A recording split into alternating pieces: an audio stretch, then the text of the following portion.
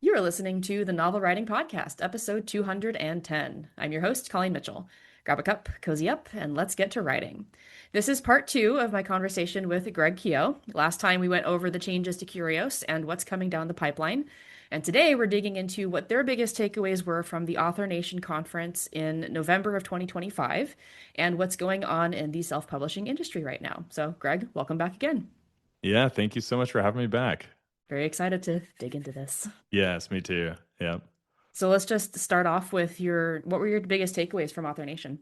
Yeah. So it's for anyone that hasn't been, it's an excellent conference. It's probably the biggest conference, especially it's the biggest conference I bet for authors, especially in that self-publishing kind of world. It's got a very strong self-publishing bent to it. That being said, you'll still find tons of resources if you want to go trad or even on the hybrid kind of side. And there's just basically imagine a room of what, probably like, would you say like 1,200 to 2,000 authors? Yeah, I think last year was probably 2000 or more. Yeah. It was So pretty big. that the benefit of that is like you can just turn around and ask anyone a question and everyone's super friendly. So, but takeaway wise, we're like obviously hyper focused on direct sales. So, you have indie publishing. A subset of indie publishing would be direct. You could go indirect with indie publishing. So we spent a lot of time basically going to different talks or different subjects on direct sales and getting a lot of learnings there. And then also we went to a lot of the ones of anybody who was successful as an indie publisher. We went to those talks as well to try and figure out, well, what were the secrets to their success? And so we learned tons. The two folks I say that I learned the most from this time around were Naomi Rawlings and ZS Diamani. So, Colin, you actually recommended that I reach out to ZS. And so when I saw him on the roster, I was like, well, 100%. I'm going to his talk and then I'll try and talk to him after. And he is very friendly. I mean, a Oh wonderful my person. gosh. He's fantastic. I love both him and Naomi. I've Yeah. talked way more to Zach, and I end up cornering him at basically any conference I see him at just to talk. And he's like, I love Yeah. it. No, he is. He is a wonderful, he is so friendly. So Naomi too, they're both so friendly, so approachable, and they'll just tell you what they did. It's like I don't think it's much of a secret sauce, but it is a decent amount of effort, which is kind of interesting. What I gleaned the most from Naomi's was, she set up a fantastic direct sales, I'll call it like an empire from her own website. And in my opinion, she did it the hard way. She did the full Shopify site. She did, I think when she started, she had 6 books. And I think she cleared 7 figures off of 6 books, which Yeah. just kind of goes to show you a lot of cool things that are out there. It's not So like you have to have a catalog of 50. fun fact about Naomi is she was basically the poster child for Steve Piper's Ammo program. So if you haven't heard of that, that is Author Marketing Mastery by Optimization, and his course is all about how to use Facebook ads and a landing page to drive the most buyers. And it has to do with discounted bundles and upsells and basically optimizing literally every part of that funnel process. And I think when Naomi started, she was almost broke and within a year had made over 6 figures. Yes, exactly right. Yeah. And she did it very fast. And I think part of that was out of necessity. As she tells the story, it was one of those things where I think she had something like it was 1 or 2 months to break even.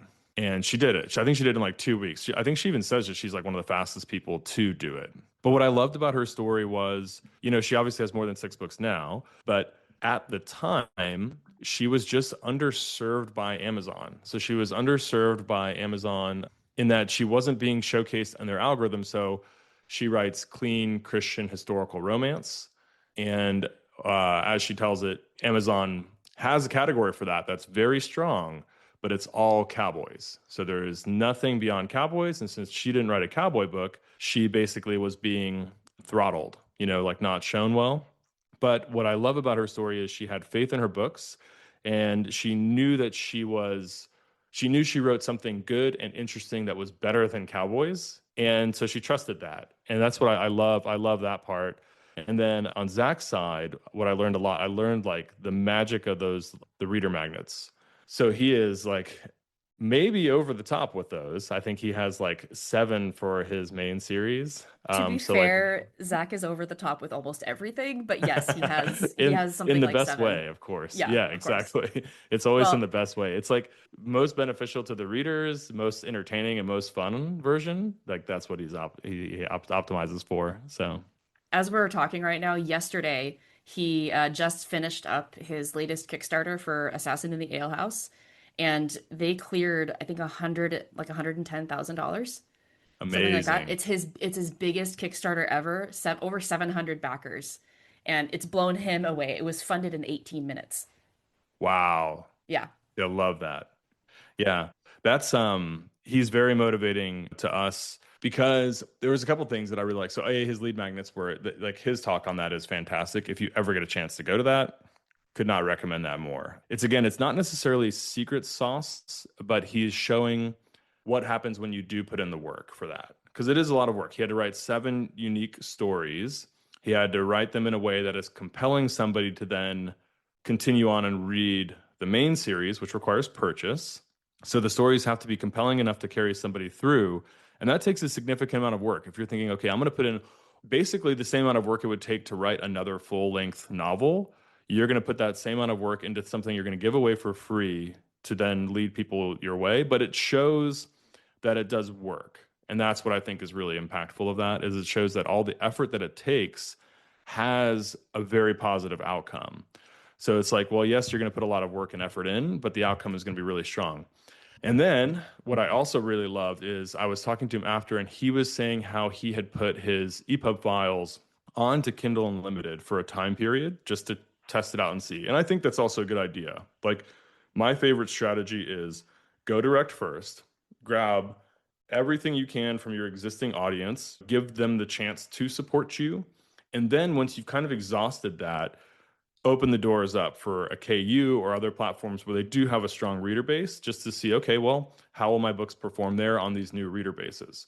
So it gives you the opportunity to kind of like open up your nets even wider.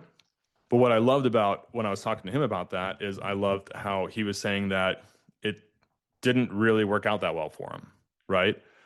And not that I'm like, I obviously want him to be incredibly successful. So I would like love if it just took off. But at the same time, I think when you're comparing something like indirect, like Kindle Unlimited, to what happens when you go direct and you have great engagement with your audience and you put in the work into the funnels, I just think you'll never perform the same. A direct sale, you get all of the money up front, whether the reader reads it or not.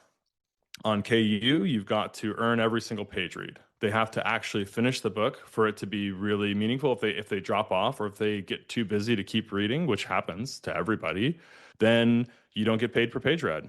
So I think you end up having to have so many more readers on KU than you do when you do direct sales well. So I really enjoyed because it's something that I believe and I see, but having that validation was super nice too, just to see that. So I like that a lot. And then other than that, what the other thing that my biggest takeaway, again, as I mentioned, I was super focused on that portion of direct sales. I was always going to talk about that.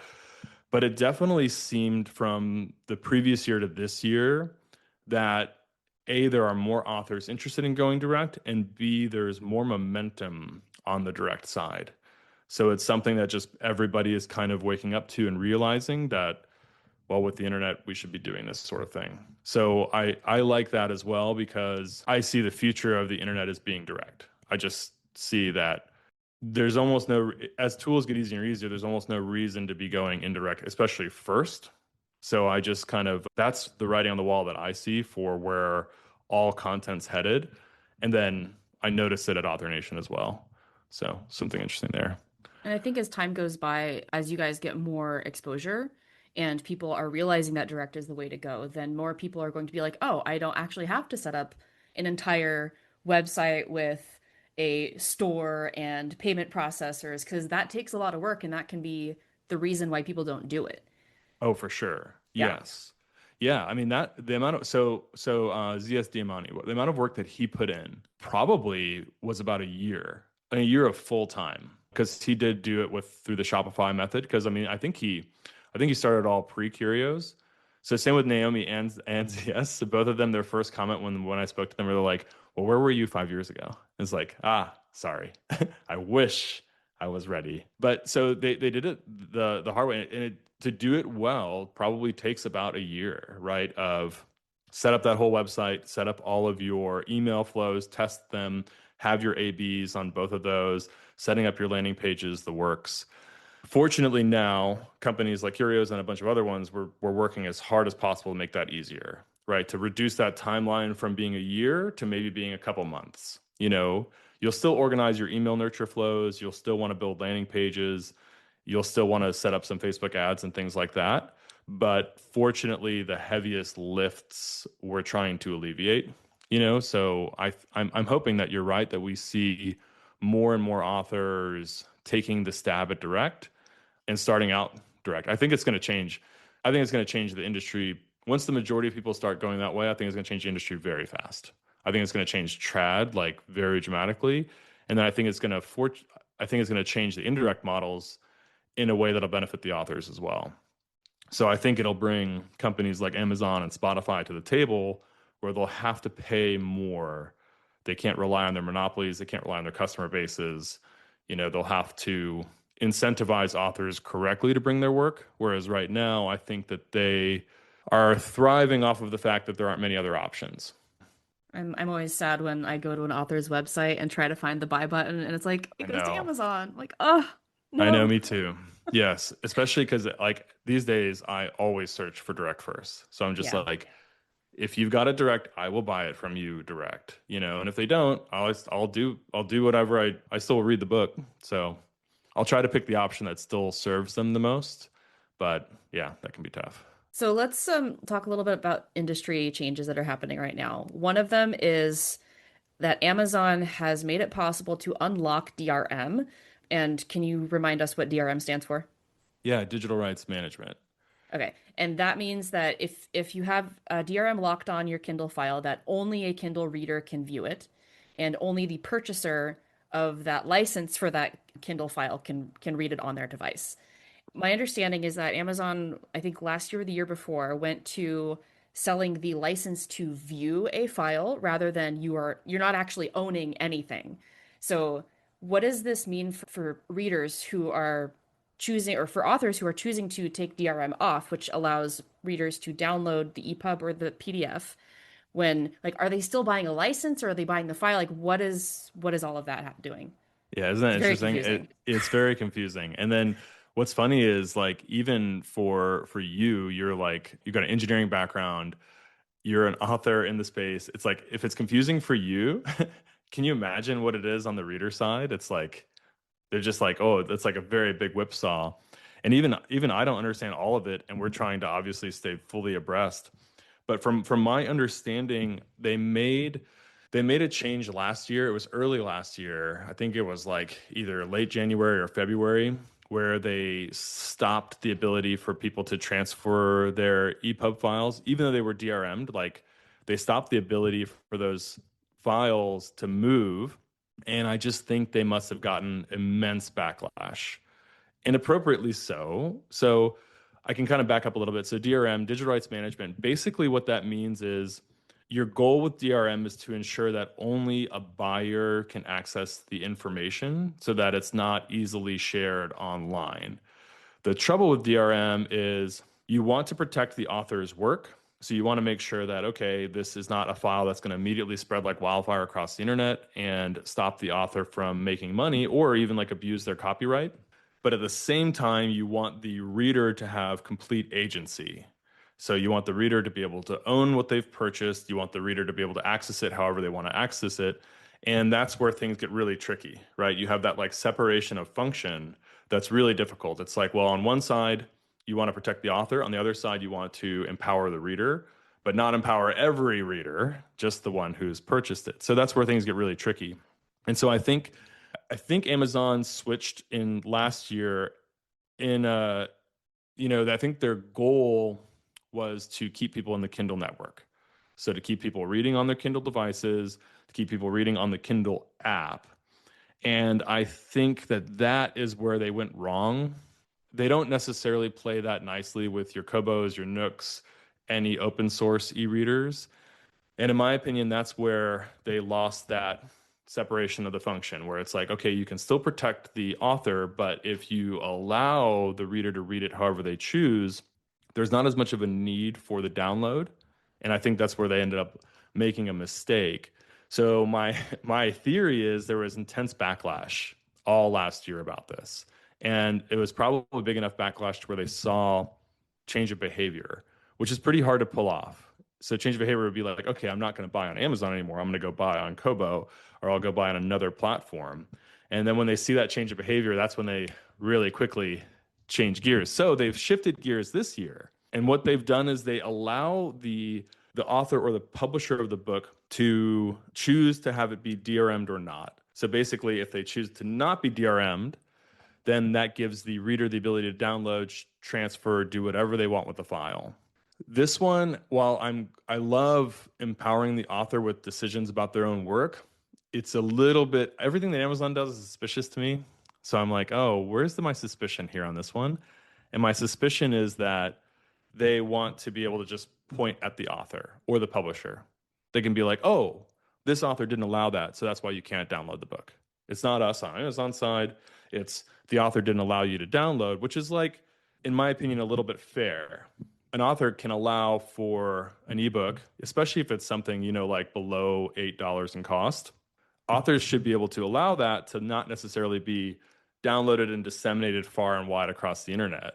So it's an interesting one where my opinion is that they did that just so they could like shift the blame and be like, well, we gave everyone the option. They're just not choosing that option. But I think it's kind of a bad option. I think the better option would be if they allow the books post-purchase to play nicely across any ecosystem. So like companies like BookFunnel, you can get a book off of BookFunnel and you can read it anywhere on any device that you want. You still aren't downloading the file, but you have basically unlimited access to that item. And Curios does the same thing, of course, too, where it's like, however you want to read that file, we let you read the file, but we only offer download if the author allows it because it's a dangerous game. Like, as a reader, if your favorite book of all time is in your hands, you'll want to give that to your sibling or you'll want to give that to your spouse. Be like, hey, you should read this. It's amazing. You might not even be thinking about the repercussions to the author when you do that. You're just like, oh, hey, read the book. It's something we do with physical books. Like I read it, I passed it on to a friend. Yeah, I was just thinking of physical books in that. The huge difference between physical and the digital, though, is that on physical, with every pass, it degrades a little bit. So after the first read through of a paperback, it's in good enough shape to read it again. By like the third read through, it's like you kind of feel weird passing that off again because you're just like, well, I'm handing you like a mush of pulp here instead of like what it once was. So the experience can suffer a little bit there. But on the EPUB version, there's no suffering of experience. It's like that is a crisp new file every time you open it. So that's kind of where it gets a little dangerous, a little tricky. It's just so weird to think that Amazon is trying to control all of these things and not just letting the author decide one way or the other. I think so too. Yes, I think so too. And I think they want people in their ecosystems. It's easier for them to get a buyer to buy again on Amazon. All the links in there will only be Amazon links, things like that. So I think that there's risk when you open the doors far and wide to a user enjoying an experience on another platform and then realizing that it's better or has different features, whatever it is. Yeah. So you risk the loss there. So that's why I think they're doing that. But yeah, I agree with you. I think author empowerment is paramount. It's your work and you're using Amazon as a distribution platform as a retailer, but not I just think you should be in control of your work, I guess, long story short. Yeah. And like if the goal is to prevent piracy, I think authors are probably more afraid of piracy than they should be Hmm. because the people who pirate aren't going to care whether your file is DRM'd or not. They're going to find a way around it. Oh, for sure. And it's usually very And easy. right, and the people who consume pirated content aren't going to pay for your book anyway. That's a good point too. Yes. And there's a small chance that somebody receives that file and they love it and then they become a fan of yours and then they buy Right. the physicals or they buy whatever comes next and there is that chance too. But I tend to agree with you. Yeah. And piracy is generally it's very hard to stop. Because even with the DRM, so DRM is like you encrypt the file, but there is like if you just Google like how to unencrypt an Amazon file. I think they're called KFX files or AZW files, just page after page after page with tools to do it. And it's not like I'm advocating for that, but it is like, well, it's not necessarily that safe, of a method.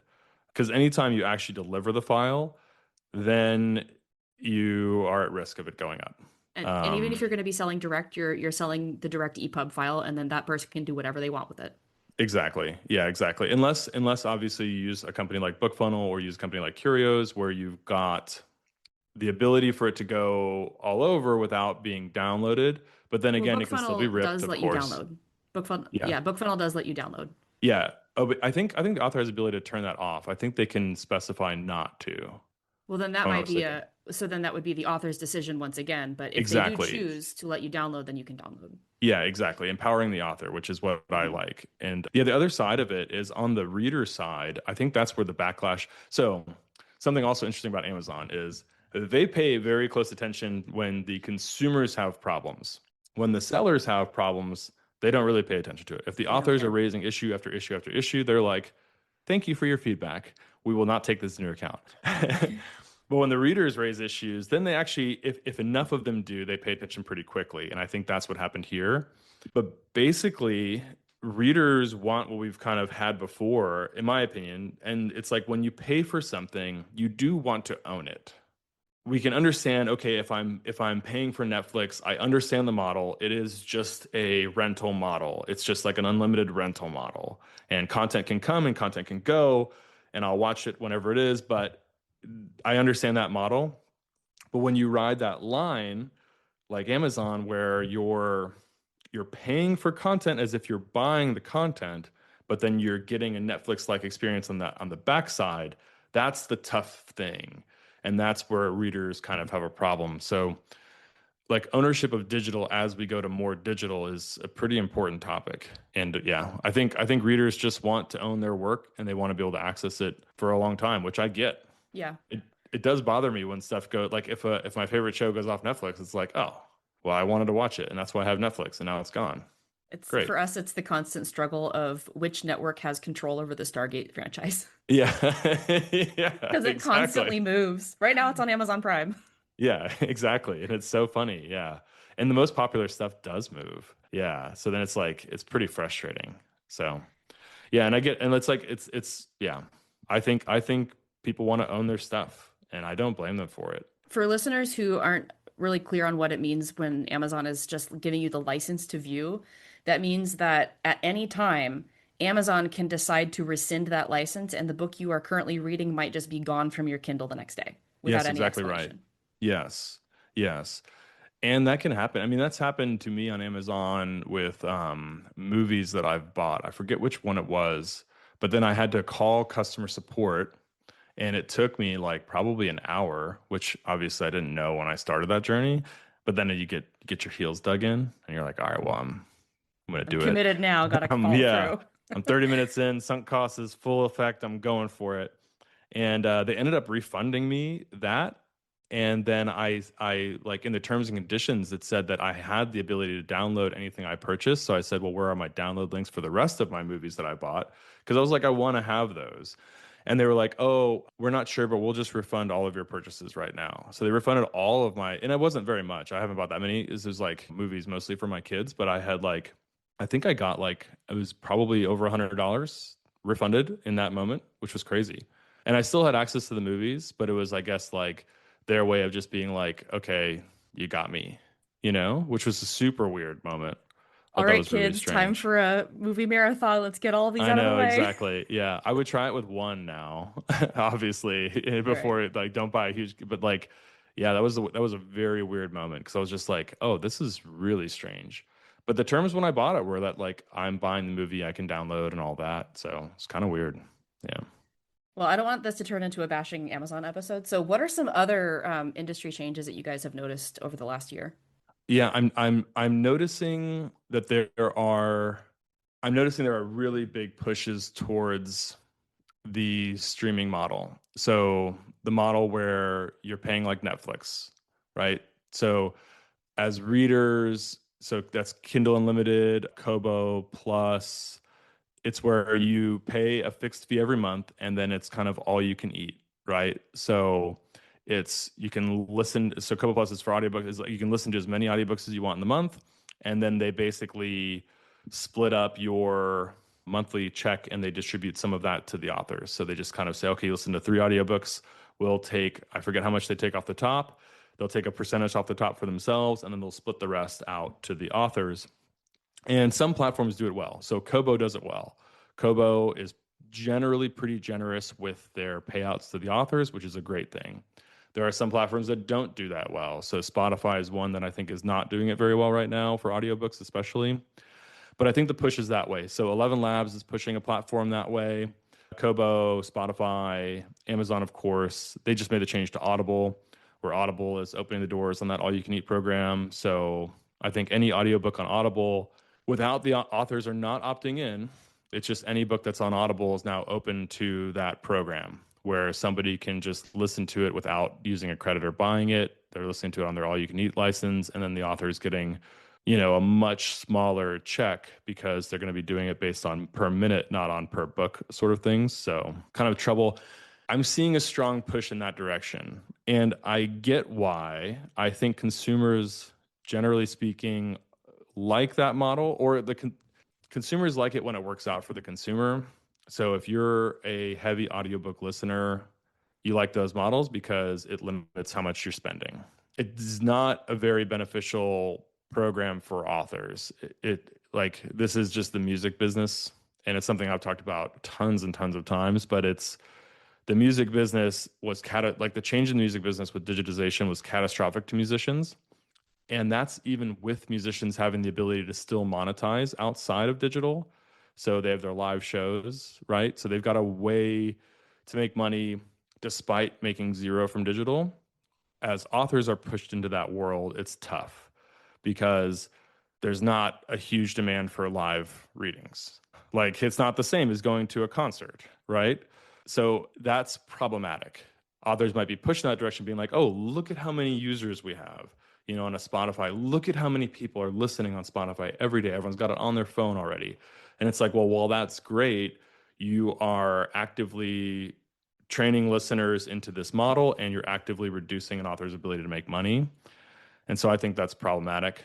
So I'm a little wary of that industry change. I'm seeing a lot of pushes that way, especially with Audible. Again, sorry not to bash on Amazon too hard, but Audible's recent shift, it's kind of like writing on the wall again of like, oh well, they saw how well this industry worked for music. Like Spotify makes billions and billions of dollars as Spotify. The artists don't. Spotify does. And Amazon's like, oh, look what we can have here. I think it's a dangerous one. On the positive side, though, the other industry change I'm seeing is that direct. I am seeing stronger pushes to direct. I mean, even the example you said of Zach with his $110,000 Kickstarter is amazing. So it's showing how well readers are willing to support, right? Like readers are willing to support authors. A single book can provide hours and hours of entertainment. It's okay for me to spend $10 plus for 8 hours of entertainment. Like that is easy equation for me. And I think it is for many, many people too. So on the positive side, we are seeing consumers support, right? Consumers are being a little more prudent. There is a change. The change on the consumer side is less dramatic than the change on the author side right now, but I think that it starts that way. It's author first. They start doing more direct work, and that starts to have a general ripple effect in the consumer base. And then pretty soon consumers get more and more educated about it. And they tell people, well, hey, no, like if you support their Kickstarter, they're getting 94% or 92% of those sales versus if you wait for it to come on Amazon after, they're going to get like 1%. So I guess with indie, it's going to be much bigger than 1%, like 70%, but it still is a dramatic difference. That's not to say that Zach is making like almost $100,000 of profit. Like all of Oh, for that, sure. most of that is being put into the production of the special editions that the Kickstarter was for. Exactly. Yeah, there is cost of goods. That's a good point. Yeah, the cost of goods on the physical books, there's cost of goods to the shipping, there's a cost to even to the marketing to get the Kickstarter up to that level. It's got a production cost to it too. And not even time, like definitely not including time. I don't think any author, musician, indie filmmaker gets to bill their hours. Mostly it's just cost of goods. So Yeah. I did hear Zach talk about how somebody had told him, I mean, I think it was a long time ago, don't expect to write anything during the month that your Kickstarter is running because you will just be Yes. consumed with the Kickstarter itself. And Yes. apparently, this one was the first time in six Kickstarters where he actually was able to write. So it took him Oh, six amazing. Kickstarters to figure out how to write during a Kickstarter. Amazing. I've never heard I've only heard of people being completely consumed by the Kickstarter. And rightly so. It requires a lot of, I think Brandon Sanderson was talking about this. He was talking about it as like velocity of attention. So it requires you to get the world to listen for one moment in time, which is a very difficult thing to do. Everybody's quite busy. There's a lot of distractions. So getting them to pay attention to this thing requires a ton of work, a high velocity of attention. And so to do it successfully, I think it requires just like nonstop email, nonstop YouTube, social media, the works, like opening the floodgates in a way that you really haven't before to get all that attention to focus in that moment, which is why it's all consuming if it's done well, I think. But he's also had six Kickstarters to learn from. Exactly. Six to learn from. And then also, since he's been a direct seller for the majority of his time, right? I know he Yeah. has dabbled in KU and all that, but he gets the benefit of having the email list. So he has a warm email list of people that he knows have bought his work before. He has a cold email list. So he's actually, another good learning I had from his was his take on his email list. So he's like ruthless with cutting it down. So it's kind of like one of those things where if you don't open the last three, or he had a number to it, if you don't open the last certain amount of emails, he drops you from the list because it's expensive. Each email you send out costs you. And also, it's efficient. You don't want to be spamming people that aren't interested. But he's pretty ruthless on that side. He's wide open on the social side. He's like, follow me as many people as possible. But on the email list side, he's pretty ruthless. But he still has his list, even of people he's cut. So in a moment with like a Kickstarter, when you want to get that big velocity of attention, you can open the doors to other parts of your email list. You'd be like, well, here's the dead email list. Here's the 10,000 people that I cut from my list, but I can send them an email now for this one, which is kind of interesting. So I think So there's that power. It's that compounding power of when you go direct, you get the emails and you have agency, it does compound. So how would that work though if you're calling your email list to save money, but then you keep the emails to send a bigger blast later? Yeah, you can, right? So, Huh. on your dailies, so generally speaking, you want to be emailing your folks at least once a month. But if somebody's not opening it, that's going to cost you 12 times that email, for a year to send them that. So it's better to drop them if they're not interested or lost interest in it. Or they might have bought your book, but then they might not necessarily be a big fan of yours. But then what you can do is, okay, you cut them off of your active list, but you still keep that email, obviously. And you know that they've bought something from you. So you know, okay, well, they bought this item, or if they bought multiple items, especially, you're not going to be emailing them daily because they might not be as interested in that, but they still are interested in your work. So it's one of those things where, okay, here comes new work from an author that I love. I do want to pay attention to that kind of thing. If that makes sense. It's like, I guess it might just be how sick I am right now, but my brain just can't figure out how you don't pay for emails that you send if you oh no, you would pay for the dead list. So you'd be paying for those at that moment in time. So okay, when you're going to send Oh. to say 10,000 as opposed to 6,000, you're going to pay more, but it's going to be worth it because you're really trying to build that velocity of attention, if that makes sense. So it's like for you maybe up your email list level for that 1 month just to get the Yes. attention, then you take them back off. Exactly right. Okay, Yes, okay. That makes more exactly. sense. So you'd be dropping them back in, yeah, because it's a little different than just your normal like author updates where you're like your fans and your super fans, they want to hear that. I do want to hear about what's happening in an author's life. I want to hear what they're working on. I want to hear what they're thinking about things. But then for your purchase audience, not necessarily your fan base, your reader base, it could be worth it to then up the ante, send more emails, maybe risk a lower open rate, but possibly more sales sort of thing. Are there any other industry updates that authors should know about coming up? Not that I know of. Those are the two main ones that I'm seeing that, or at least that I'm paying attention to. I always pay attention to what happens I'm basically paying most attention to what happens on the indie side. So indirect and direct. So as these indirect platforms are taking more and more. I pay attention to that because we're like obviously actively trying to combat that. We're trying to offer that open door of another solution. With the Audible changes, YouTube video after YouTube video of people being like, well, there's no other solution. That's why they're doing this. And I'm like, in the comments, like, hey, there is a solution. We can do this, guys, you know? About So, that, it's called yeah. Curios. Yeah, exactly. But that's just how, new platforms take a long time to Yeah. gain momentum. So it's something we're ready for. We know it. It's like, well, we're going to do it anyway. It's the same thing when you start direct sales as an author. It takes a long time. Yeah, You to know, train them. you might get one direct sale in 2 months, but that is a success because you went from 0 to 1. Yeah. And then it might take you a while to get up to like where you're selling in the tens, right? On a monthly basis. But over time, that does compound. You know, you write more work, you engage with your readership, and it just kind of works out, but it does take a long time. But that's just a reminder that this is a long game and not a quick buck. It is. Yes. I always think, yeah. It's a funny stigma. People do think they're like, oh, maybe I'll write a book, maybe I'll be a millionaire overnight. And it's like, that's not going to happen. Even with the No. best book, it's not going to happen. Like the best work still takes a very long time to get out there.